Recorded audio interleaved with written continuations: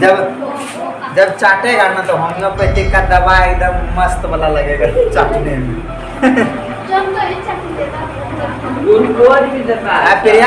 प्रिया बोल रहे क्या ब्यूटी चटेगी? ई साइड का चाट लो ना रे, ई साइड का। सुनी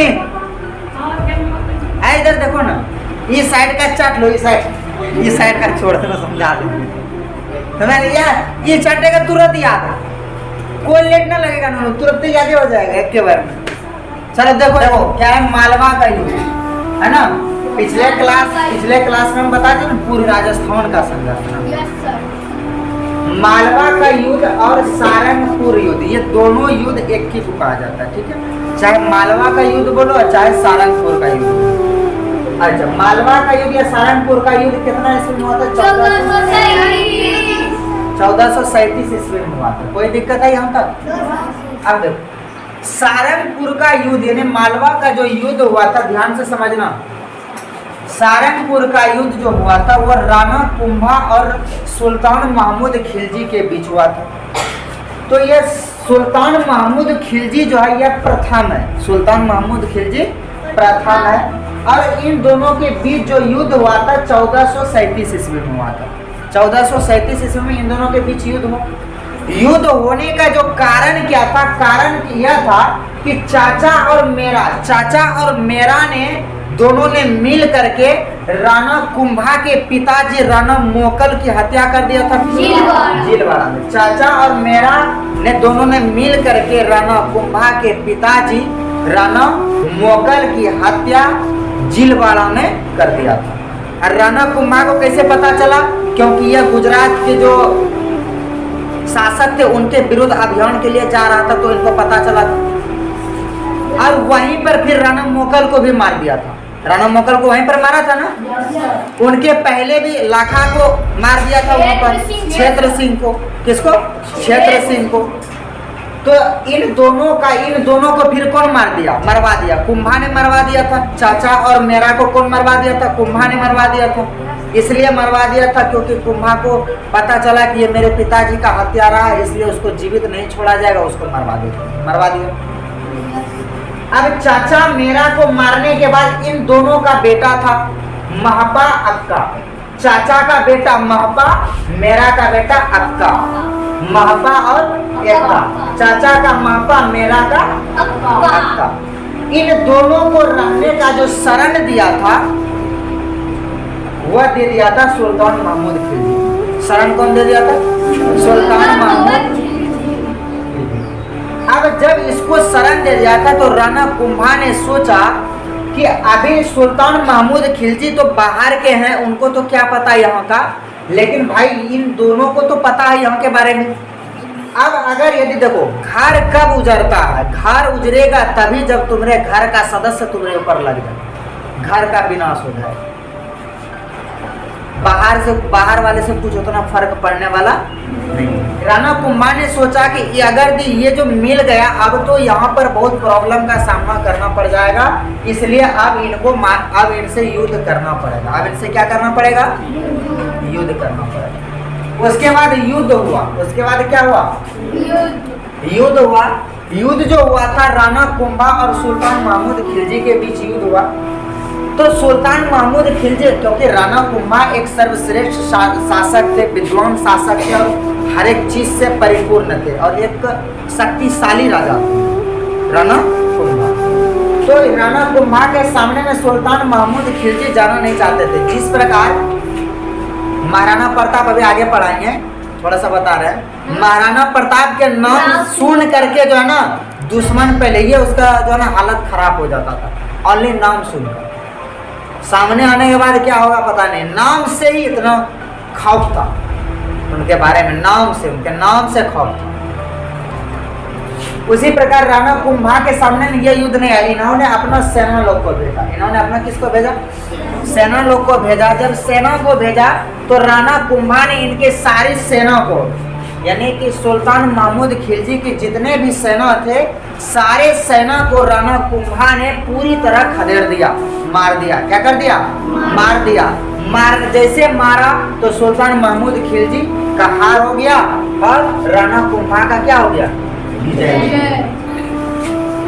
अब जब विजय हुआ तो इनके सेना को मारा, इनको तो नहीं मारा था ना, इनको क्या कर लिया, इनको भाई बंदी बना लिया। सुल्तान महमूद खिलजी प्रथम को क्या कर लिया, बंदी बना लिया। बंदी कौन बनाया था, राणा कुंभा ने बनाया था। क्वेश्चन आ जाए कि राणा कुंभा सुल्तान महमूद खिलजी प्रथम को बंदी 6 महीने के लिए कौन बनाया है, तो राणा कुंभा ने बनाया। ठीक है, राणा कुंभा ने इनको 6 महीनों तक बंदी बना लिया सुल्तान महमूद खिलजी प्रथम को। उसके बाद 6 महीनों के बाद इनको छोड़ दिया। 6 महीनों के बाद क्या कर दिया, छोड़ दिया, जाओ माफ कर दिए तुमको, क्या कर दिए, माफ कर दिए। लेकिन जैसे छोड़ा उसके बाद महाराणा कुंभा ने इन महान विजय के उपलक्ष्य में, आखिर विजय ही हुआ ना, इन महान विजय के उपलक्ष्य में, क्योंकि अगर यदि इनको नहीं मारता तो ये मेवाड़ पर, चित्तौड़ पर ये हमला कर देता। चित्तौड़ पर हमला, हम मान के चलो इनके रहते हुए तो खैर जल्दी हमला नहीं करता, लेकिन हमला होता ना, मान के चलो ये कहीं अभियान पर जाता, उस समय हमला कर देता, फिर दिक्कत। तो इन वजह से उनको मार दिया। ये महान काम हुआ कि नहीं हुआ। इन महान काम के उपलक्ष्य में जो है राणा कुंभा ने चित्तौड़ के किले में, किनके किले में, चित्तौड़ के किले में एक महान विजय स्तंभ बनाया। एक महान क्या बनाया, विजय स्तंभ का निर्माण करवाया। विजय स्तंभ का मतलब होता है विजयी का टावर। क्या होता है, विजयी का टावर। कोई दिक्कत है इसमें, जैसे मान के चलो तुम अगर जब फर्स्ट सेकंड थर्ड आते तो कुछ प्राइज दिया जाता है, फर्स्ट वाले को ये, सेकंड वाले को ये, थर्ड वाले को ये दिया जाता है ना। उसी प्रकार से यह महान काम के उपलक्ष्य में इन्होंने एक विजय टावर बनाया। विजय क्या बनाया, विजय का टावर बनाया। समझ में आ गया। अब इसका अगला पार्ट जैसे इसके अगले बताएंगे जल्दी। आप पहले फिलहाल इसको पहले लिख दो सब। तुरंत क्या बताए थे कि महमूद खिलजी प्रथम को जो है राणा कुंभा ने 6 महीनों तक बंदी बनाया और 6 महीने तक बंदी बनाने के बाद उनको छोड़ दिया। छोड़ने के बाद जो है चित्तौड़ के किले में जो है महाराणा कुंभा ने विजय स्तंभ माने विजय का टावर बनाया। कोई दिक्कत यहाँ तक। उसके बाद फिर महाराणा कुंभा जो है, महाराणा कुंभा कौन, महाराणा कुंभा, महाराणा कुंभा जो है सारंगपुर, गागरोन, मंदसौर, सारंगपुर, गागरोन, मंदसौर और बहुत सारे जगह है, इन सब पर जो है अधिकार प्राप्त किया महाराणा कुंभा ने।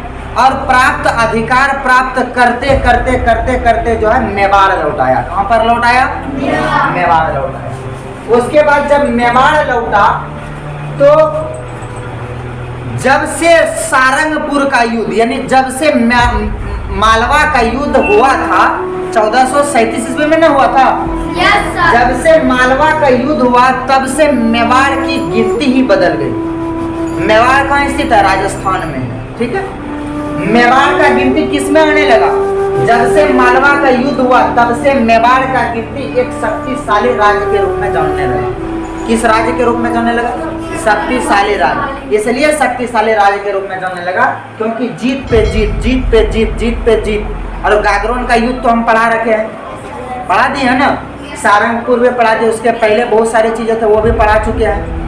तो मेवाड़, ये मालवा का युद्ध जब से हुआ तब से जो है मेवाड़ शक्तिशाली राज्य के रूप में जानने लगा। क्वेश्चन आ जाएगा कि मेवाड़ शक्तिशाली राज्य के रूप में किस युद्ध से जानना आरंभ हुआ, तो मालवा का युद्ध या सारंगपुर का युद्ध। ठीक है, यस सर। लेकिन ये शक्तिशाली के रूप में जानने लगा। लेकिन एक चीज प्रॉब्लम यह था, कठिनाइयां यह था, क्योंकि एक गलती यह हुआ था कि महमूद खिलजी को, सुल्तान महमूद खिलजी को 6 महीना बंदी बना के उसको जिंदा छोड़ दिया था, यानी रिहा कर दिया था।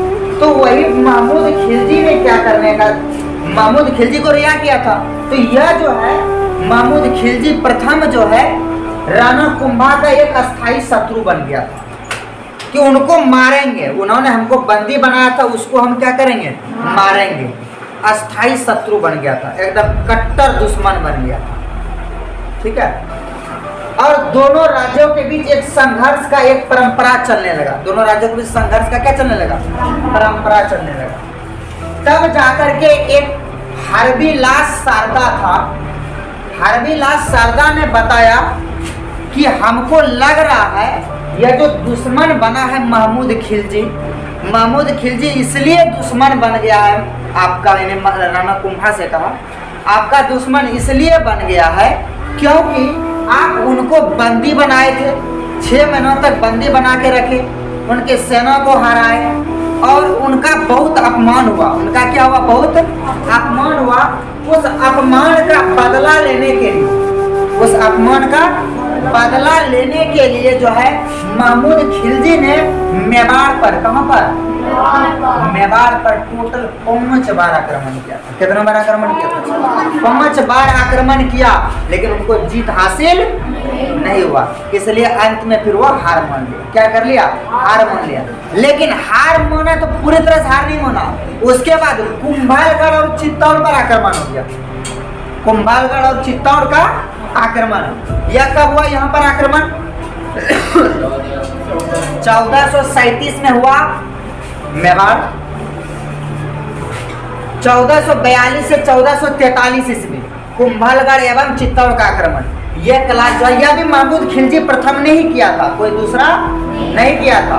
और अभी भी शासनकाल राणा कुंभा का ही चल रहा है। लेकिन इन चित्तौड़ पर आक्रमण ये 42 में हुआ और मेवाड़ पर पहले 5 बार आक्रमण ये कर चुका था राणा कुंभा ने। ठीक है, तो यह जो है अगले क्लास में अगले दिन बताएंगे। यहाँ तक समझ में पूरी तरह से आ गया? कोई दिक्कत है?